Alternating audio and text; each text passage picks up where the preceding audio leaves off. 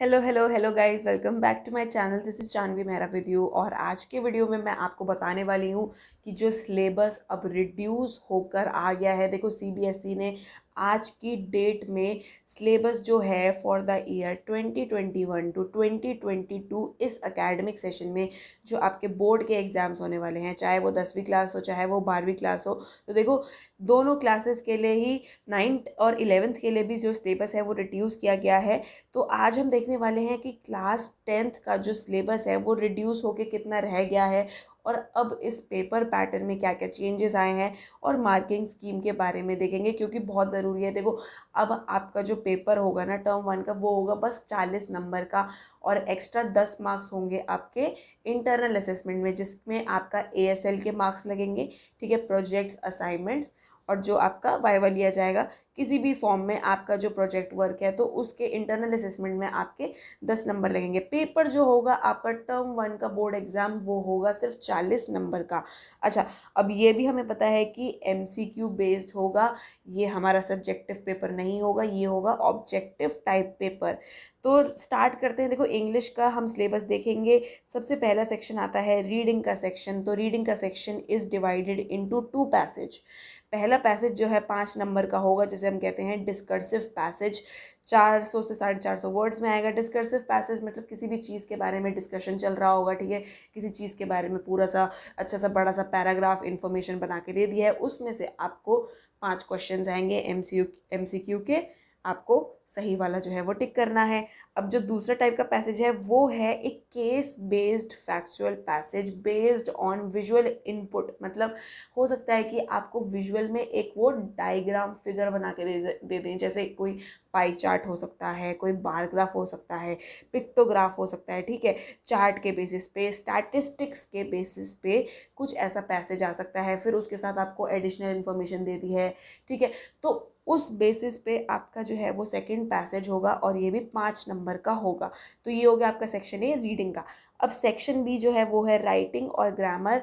तो ये दोनों भी टोटल मिला के जो हैं आपके 10 नंबर के हैं। मैं मार्क कर देती हूँ। देखो, ये वाले जो आपके दोनों मिलाकर हैं ये भी 10 नंबर के हैं।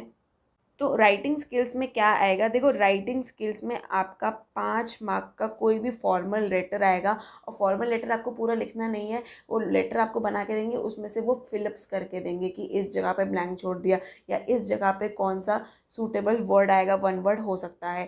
तो ठीक है, आपको पैराग्राफ सॉरी पूरा लेटर नहीं लिखना है। तो लेटर कौन कौन से टाइप के आ सकते हैं? लेटर टू एडिटर आ सकता है, letter to complaint in official purposes, letter to complaint for business purposes.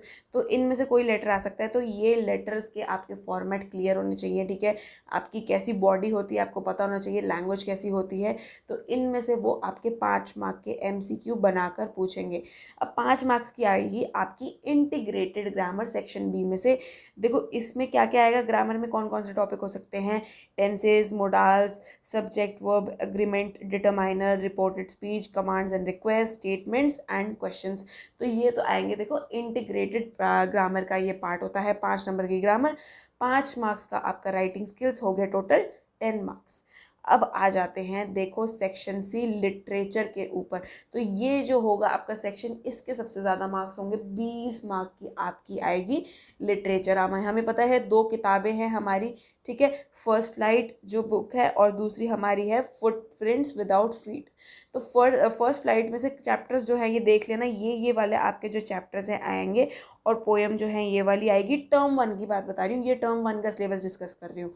और टर्म 1 में फुटप्रिंट्स वाली बुक में से आपकी ये 3 चैप्टर्स आएंगे, ठीक है। तो ये आएगी आपकी 20 नंबर की लिटरेचर, जिसमें से आपके अगेन एमसीक्यू पूछे जाएंगे based on interpretation, inference, extrapolation.